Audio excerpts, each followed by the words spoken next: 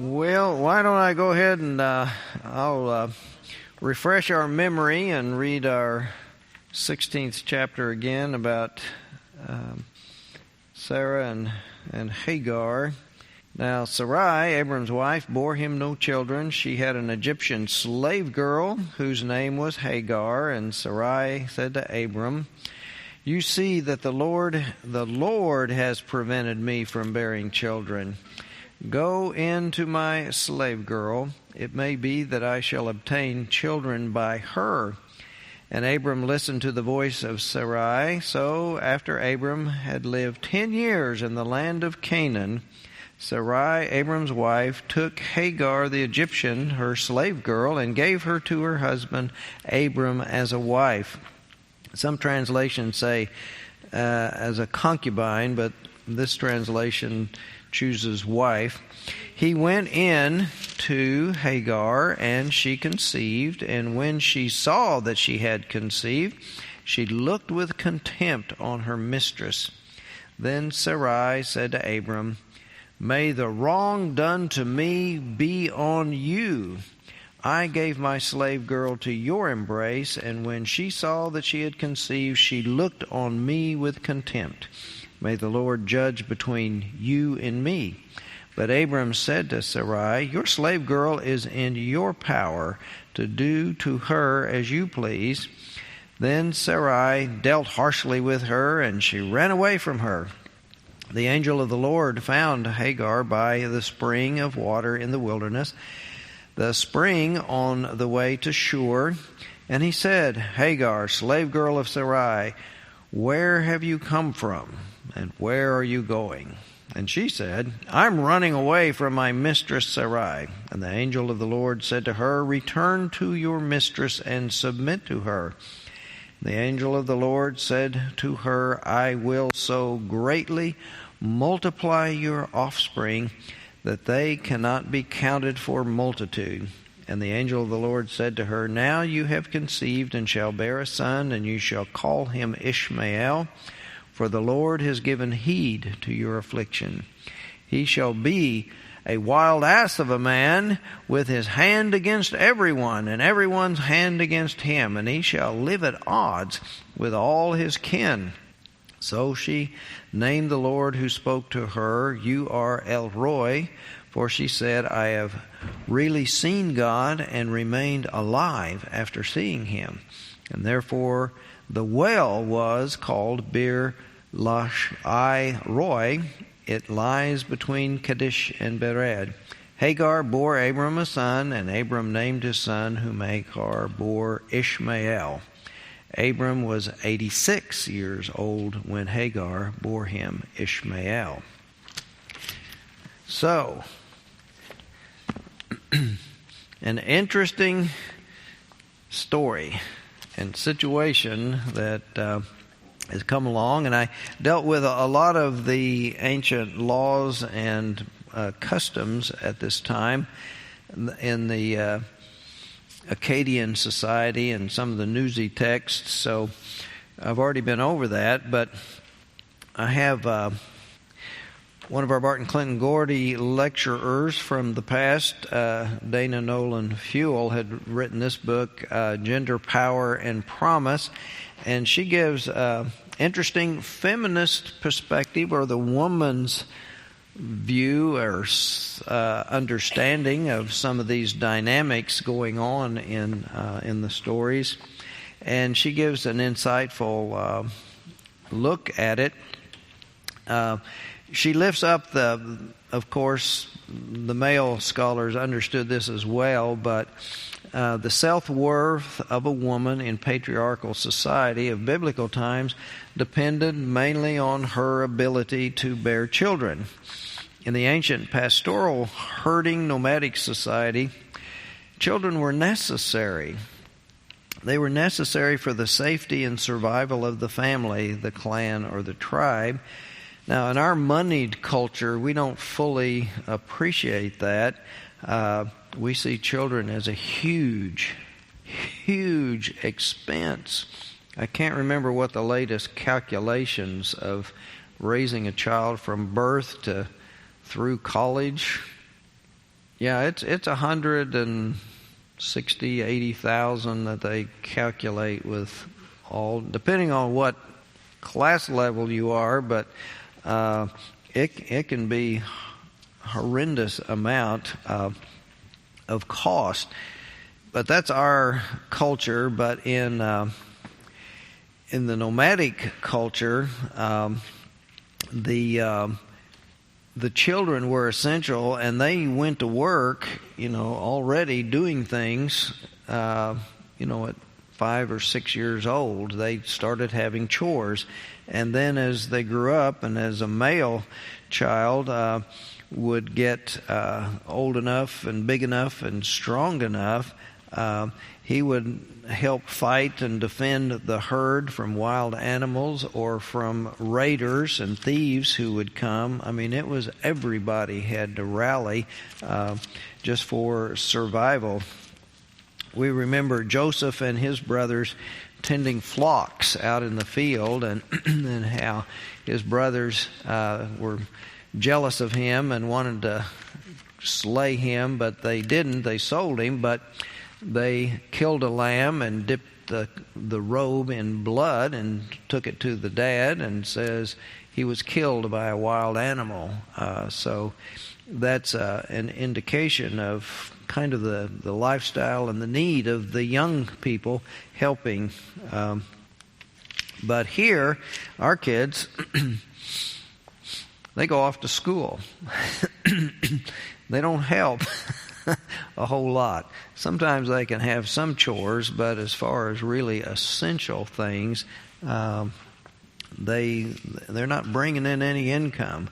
They may be pushed to bring glory to the family, to be little athletic stars or dance or music or whatever talents we're trying to nurture, but not necessary for the livelihood of the home. Lots of couples with our money society can, with pensions and savings and Social Security, you don't necessarily have to have children to take care of you in later life, but in that culture, you did. It was essential.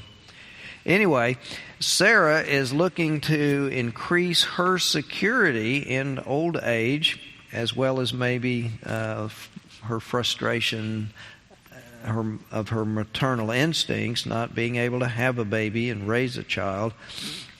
So in a way, it was a swallowing of pride and a humbling act to offer the handmaid. Although we also learned that in that culture, it was also a control mechanism. If it's her handmaid, then the child that's born is hers in property rights.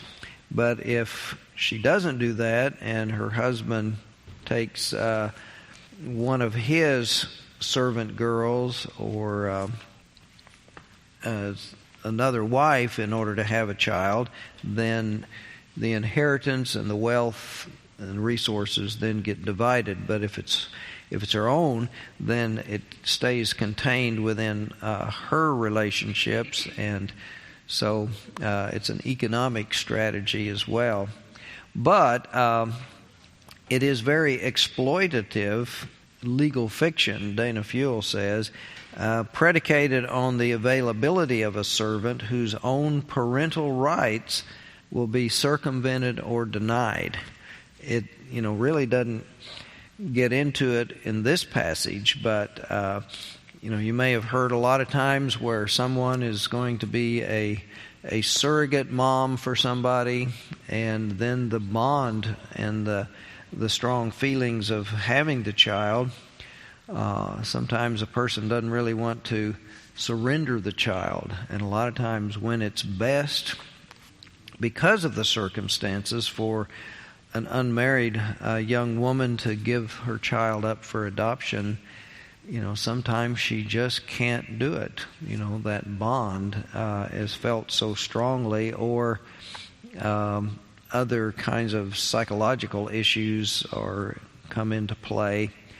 But it's difficult to do that.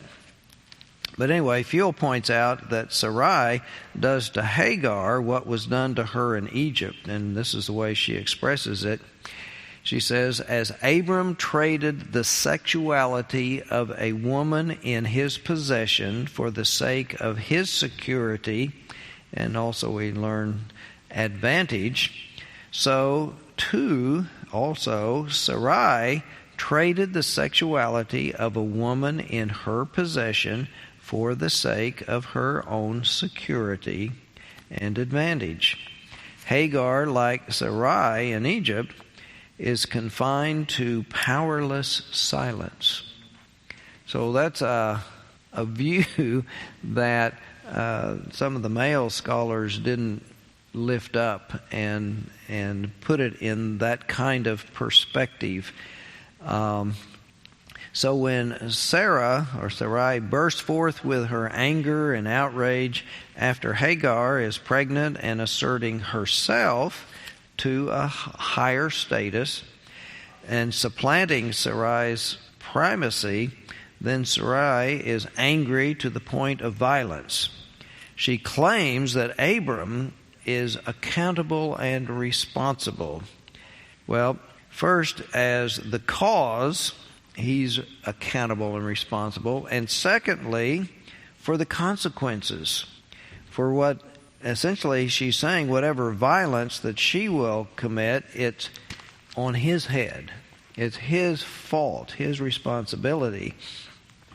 Now, as I was reading that and thinking about it, it reminded me that this is a very human response to emotionally charged situations involving anger.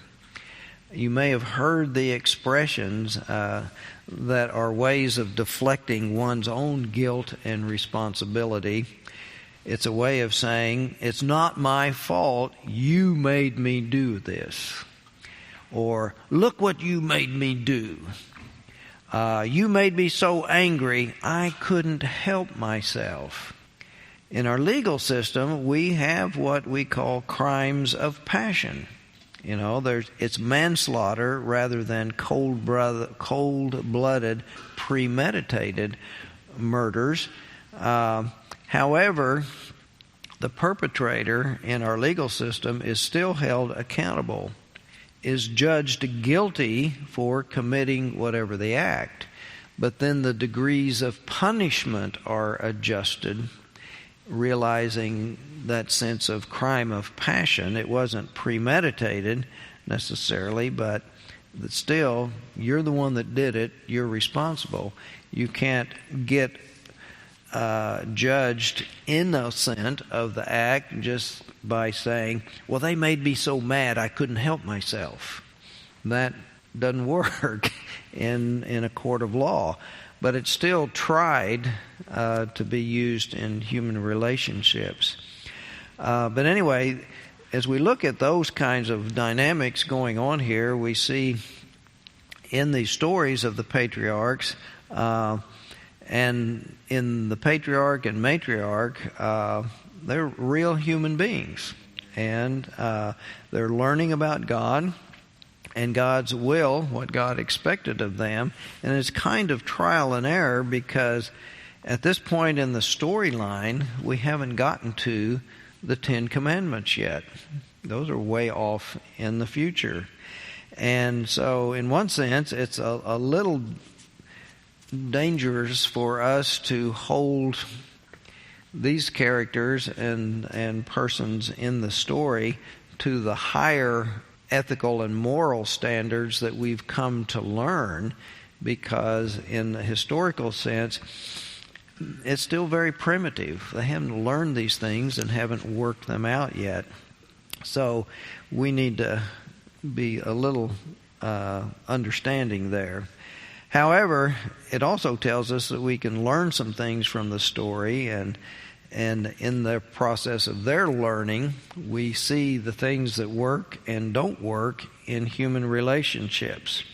For we see Sarah feeling devastated in her culture by that criterion of childbearing, and in some cultures, not only is one embarrassed and feeling devalued, but in fact sometimes held up for ridicule and shamed, and saying that there is something wrong with you, that the gods are not pleased with you, because in that expression she had, God has not allowed me to have the child.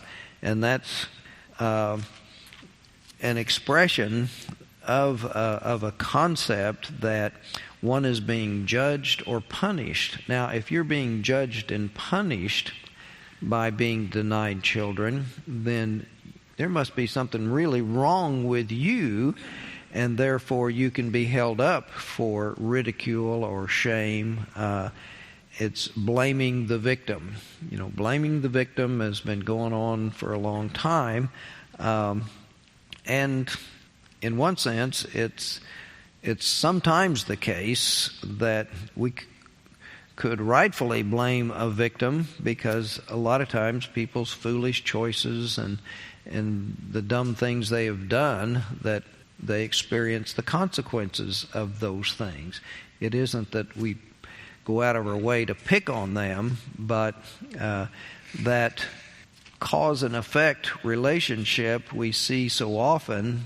The problem is sometimes we jump to the conclusion that someone's suffering from something, that they brought it on themselves, and many are just very, very innocent and just suffering bad luck. They really had become a victim of someone else or some accident out of their control. But anyway, we see Sarah being devalued in this setting, and in contrast with the young and fertile Hagar. But we also see an even greater devaluing of Hagar. As a woman, as a foreigner, as a slave, she is treated as a true outsider. She isn't embraced as part of the family. She is the servant girl. She's a foreigner. She is something to be used in this setting. And so in that context, we see her, we think, or would judge, that she sees her only redemption, or her only way to get out of this situation is simply to run away. The other escape is suicide, but she doesn't do that. But in a way, she's risking her life, and in some cases, to drive a person out of the oasis, out of the community, is capital punishment. You will die out there without the support of the community. So to run away and go out there is a kind of suicidal act. So we're not sure whether she's really trying to and knowingly trying to get back to Egypt, but the places where it says she went is on the way to Egypt, so it looks like she's trying to get away from them and escape and get back to her native land and her own people.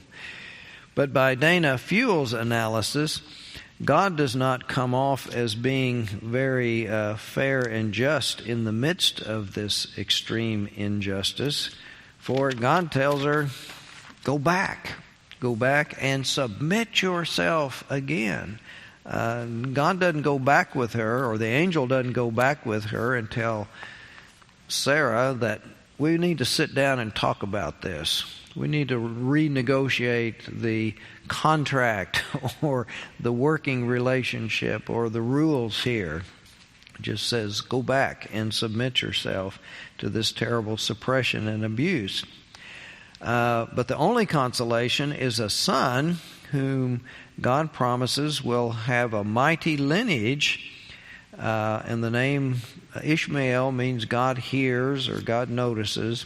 But the promise means a life at the boundary of consolation and desolation, because the son will be a free spirit and a very contentious person who will give you no rest. you yourself will remain a slave in another person's house, being their servant, ruled over by a spiteful mistress. And then we hear no more of Hagar. No more dialogue. It's over as far as her role as a character at that point. And she goes silent again and disappears into the shadows. However, her name is remembered, and she achieves a kind of immortality in the remembrance of the origin of the Ishmaelites, Abram's son. Now, Ishmael and his seed will afflict Abraham's descendants throughout the years, and that's one of the reasons the origin of the story is kind of an etiology, where these things came from, where the people came from, where that well where she found some rest, where the angel encountered her. So that's part of why this story existed, and then gets picked up by the Yahwist and the redactor to weave the longer story in this place. In Naomi Rosenblatt's book, the Wrestling with Angels, and the very interesting subtitle for this one, What the First Family of Genesis Teaches Us About Our Spiritual Identity, Sexuality, and Personal Relationships. So she's a counselor, and she expands on all of those dynamics quite a bit. Sometimes she goes a little farther than I intend to take us, but she does have some interesting insights. In this story, she generalizes a common human experience. Often when we try to fix one problem, we create a bigger problem. Anybody ever done that? And, oh gosh, I've done that a lot. There are times when I see an accident about to happen and I try to do something to prevent it, and then I accidentally break whatever it is I was trying to keep from breaking. Oh my gosh, why did I even bother? But especially when our answer to a problem, our fix that we envision, when it involves other people. When it involves other people, that's just opening it up to all kinds of problems. If we want them to participate in the solution, it often takes on a life of its own. Sometimes, well, I've got the answer to this problem. Why don't we all get together and we'll do this? And so they say, okay. And so then once it starts, then they have their own ideas, their own agenda, their own purposes, and then it sometimes turns out 180 degrees different than what we thought it would be, and then sometimes that gets really messed up, and does get worse. But anyway, Rosenblatt points out that our story here illustrates the differences between wishful fantasies and the realities of our emotional limitations to deal with the consequences of events we might set into motion with that decision that we made. And again, especially those that involve long-term relationships. She lifts up one example, and this often happens.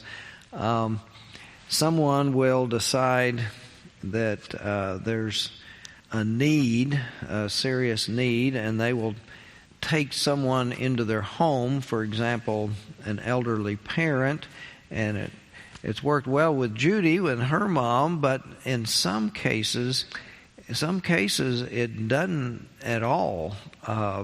The relationship of families under one roof, and a lot of times you've got lots of space, but some families it's really tight, and it displaces someone. If we took someone into our home Karen, in my bedroom the master bedroom is downstairs. If we took an elderly person in, we would have to give them the master bedroom because the other bedrooms are upstairs. So that would dislodge, and the master bedroom's the biggest and has the most space, so we'd have to crowd all of our stuff into a smaller space.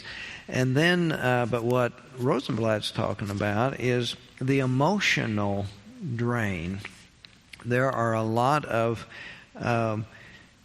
children who start taking care of a parent, and it becomes more and more involved, and sometimes it wears them down and stresses them to the breaking point almost, particularly if they've got an elderly parent whose health is declining, and then they've got young adolescents moving into older adolescence and all of the issues and challenges there, to where you can't do it all. And then the other part that often arises is the financial responsibilities, and a lot of times the medical expenses are things that aren't covered. And if the need was to take someone into the home because there weren't funds to find another place, and then all these expenses start adding up, it can get to the point where the intentions were really good and well-meaning, but the person who signed on didn't understand how heavy the burden was going to become, and they weren't aware of their own emotional limitations. Some people are really long-suffering and they're able to carry a heavy load of emotional stress, and others can't. Others can't. And they can do so much, but when you sign on and this thing starts, and then once it's signed on, there's not a way to get out. You didn't say, well, I'll give you 6 months. And after 6 months, you have to go somewhere else and you're on your own. And some of you may have heard of families where one child will take care of the aged parent for a period of time, and then they move where another child is, and that works okay as long as they can stay in the home. But then if they need to be in some care facility, it's really hard to move from one state to another and get that set up with all of the paperwork that's going on. But anyway, she lifts up that as part of the dynamic that is going on as a generality. Once we decide to do something and commit to it that's going to be long-term with complicated relationships, occasionally we can't go through all of that. She also had another comments on this that it would be easier for me just to read rather than to try to paraphrase, that I found interesting. Sarah is jealous of Hagar's fertility and angry at her indiscreet behavior. When she lashes out at Abraham, "My wrath be upon you, the Lord judge between me and you," he's at a loss on how to respond. As Tannen explains in You Just Don't Understand, that's the name of a book, women often want the gift of understanding, and men respond with the gift of advice. Anybody heard that before? And so she's dealing with this dynamic between Abram and Sarai in this crisis. Sarah knows she's being irrational, that she's the person who presented Hagar to Abraham in the first place. She merely wants Abraham to acknowledge her feelings, not to resolve them. Now, I lifted this up at the end of the lesson last week, that that dynamic between them. He didn't sit down with her and really listen to how she was feeling and what the real problem was. I mean, if the initial problem, if it was really between her and Hagar, she would have worked it out. But the real problem, it seems, is she's feeling threatened by what's happening to Abram's care and love and for her and her place in his life, and that's why she's angry at him and letting loose at him.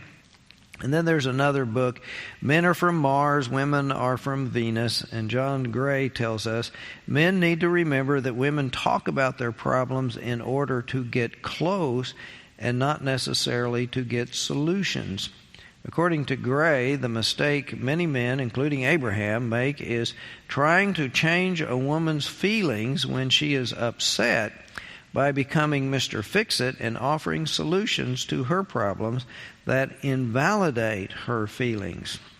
So, instead of listening to Sarah and trying to comfort her, Abraham avoids the delicate subject altogether and jumps straight to a quick-fix solution. But as we see, his response, "Your mate is in your hands. Do with her as you see best." He avoids rather than confronts the problem. And they have a serious crisis on their hands, which affects both of them deeply. But Abraham behaves as if it's her problem to deal with independently. And when she feels she has not been understood by Abraham, Sarah takes her anger out on Hagar. Now, how can we reconcile the asymmetry of men's and women's emotional needs? And she says, the first step is to recognize that we don't get a finely tuned relationship ready-made, but we do possess the tools to harmonize our differences. Perhaps the best advice we can follow is also the simplest, and this is from Paul Tillich, the great theologian. The first duty of love is to listen. And then we see here that the picture of God who hears and notices Hagar's plight is to listen.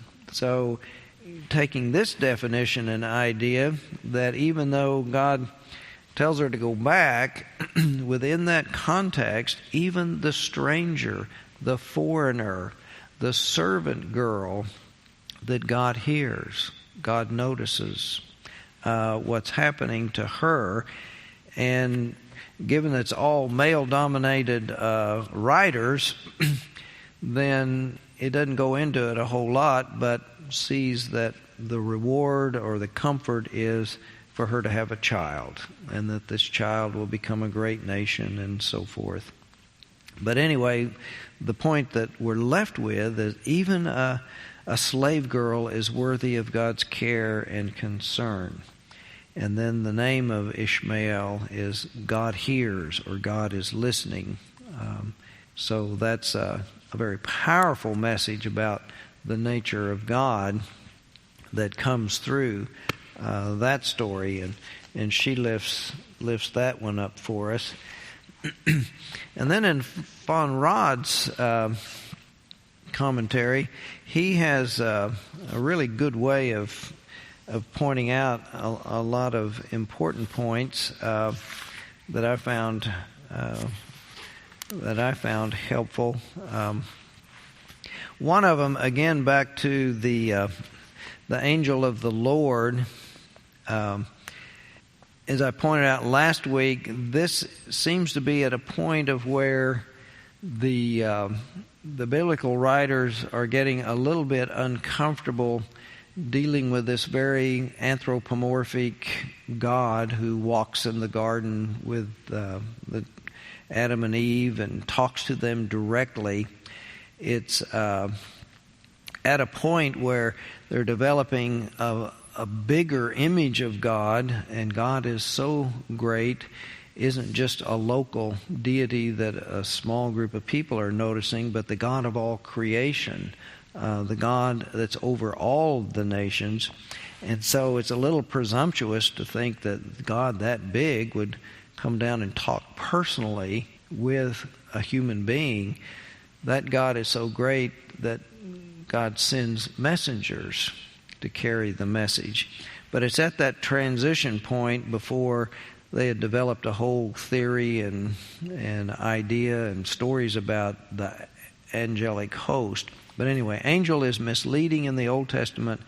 The Hebrew word designates a human or divine messenger, just as the Greek angelos in the New Testament does not mean angel only. The Latin angelos was the first to become a fixed term for heavenly beings, but intermediary beings who actively intrude in the affairs of men were rather little known in the ancient Israel in contrast with other religions. Israel apparently found it difficult, in view of Yahweh's all-encompassing zeal, his omnipotent guidance of history, to make room for the activity of angels. All the more striking are the passages that speak of the appearance of the angel or messenger of the Lord. He lives in people's minds, strangely enough, not as a fearful being, but as a beneficent, at all times helpful messenger of God, to whose penetrating wisdom one can leave everything with confidence. But anyway, in this relationship, the expression of angel of the Lord is God's personified help for people.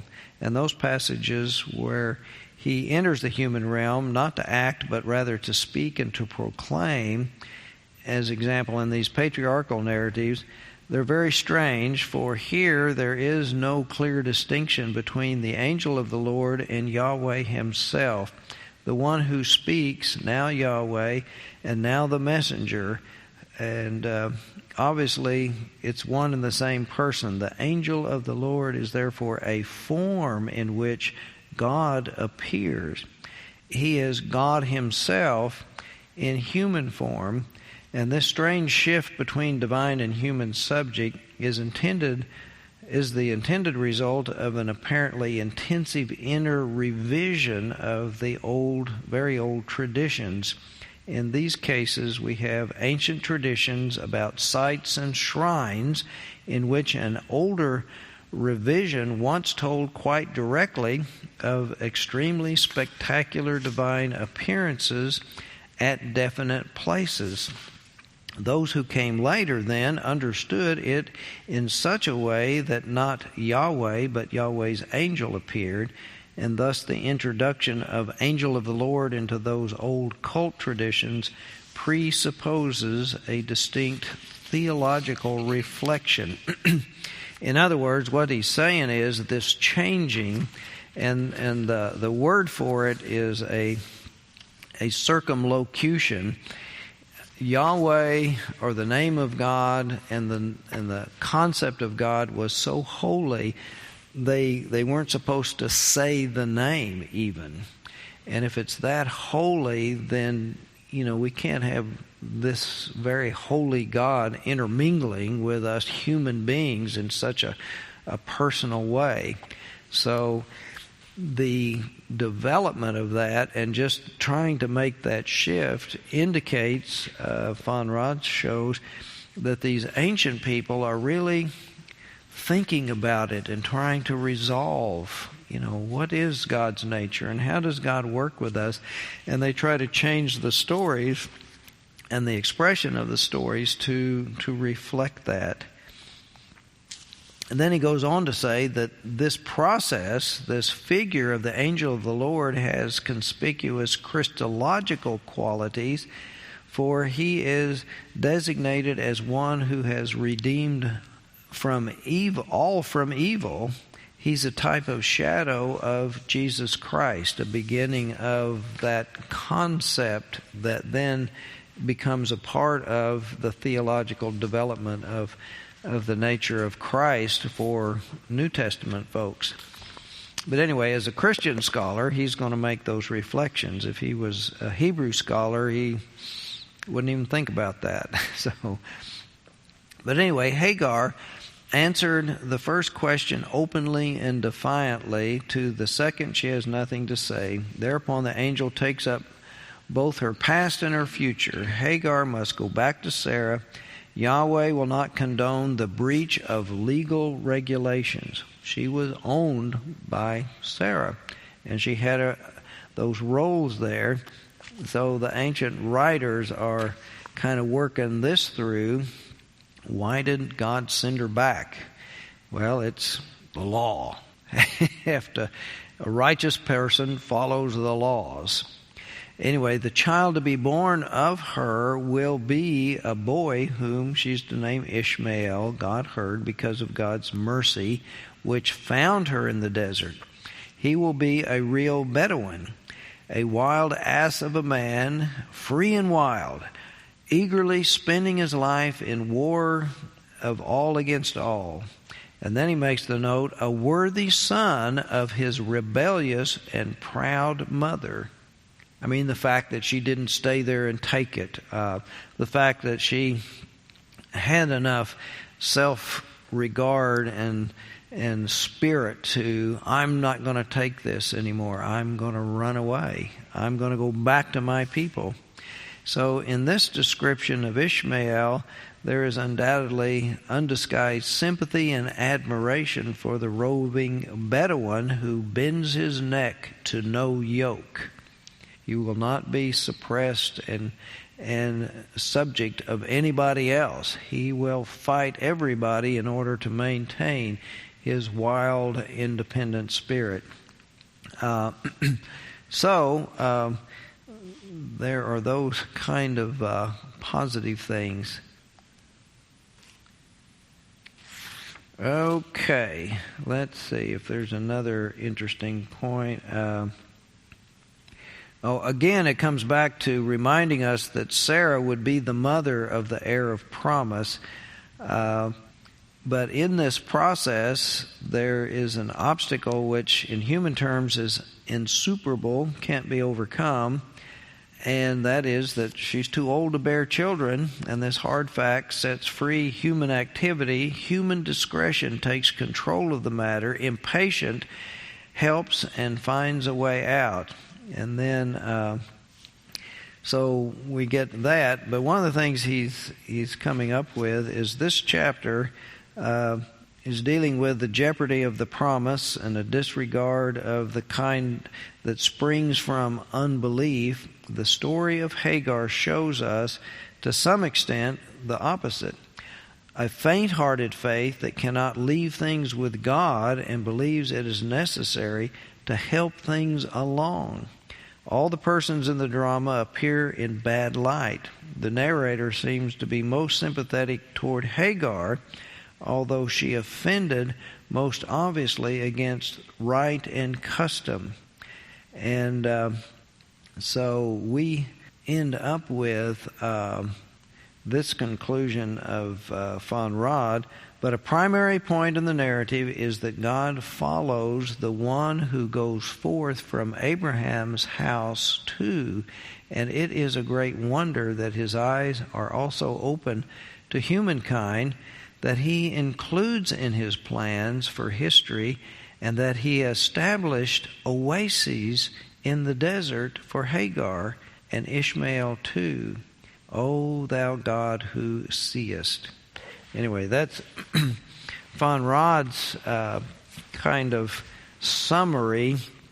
The big point that even though there is a promised people to be in special relationship with God in order to teach the rest of the world what real righteousness is, there is a concern for the rest of the world, other people, and we see it come through in this little story of Hagar, but also the trial and error of Abraham and Sarah wrestling with faithfulness and discovering by trial and error what truly is God's will, and again the time and place.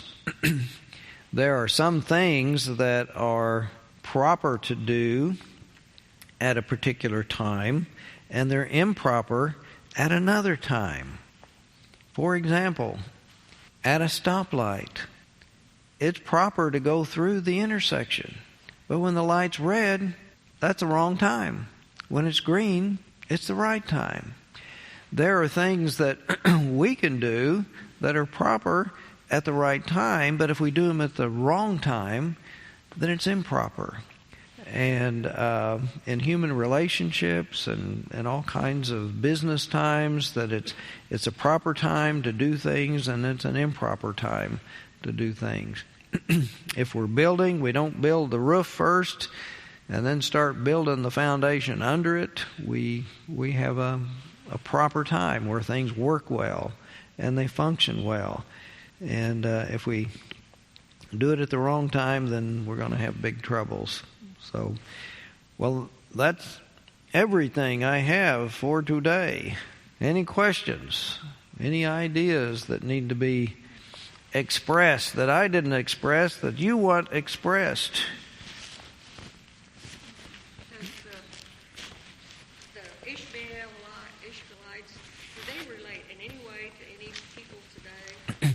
Yes, there are ways that they come down. I think they're part of the Arabic folks, but I'd have to research that. I get all confused as I try to track it down, and I think the Muslims